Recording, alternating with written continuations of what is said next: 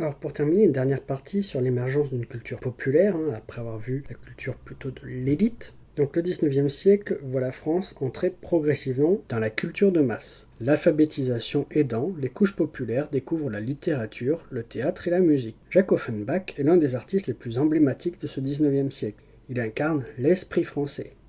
Il écrit plus de 150 ouvrages lyriques qui vont de la scénette chantée au grand opéra fantastique. Il est l'un des premiers à comprendre ce que l'éruption des masses allait changer.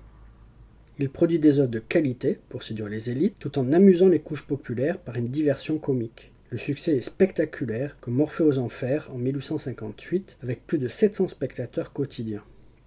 On trouve dans l'opérette des éléments populaires indéniables, comme les déguisements, les farces, la satire, la trivialité, voire une touche d'érotisme. À partir du Second Empire, la presse connaît un développement spectaculaire. De nouvelles techniques d'impression, l'introduction de la publicité et un public plus alphabétisé permet de baisser le prix de vente. Le Petit Journal, fondé par les frères Millot en 1863, en est symbolique. Il tire à 200 000 exemplaires en 1870. Il se veut neutre politiquement pour ne pas choquer. Et pour attirer les lecteurs, il fait une place aux faits divers. Et enfin, pour fidéliser les lecteurs, il offre des feuilletons.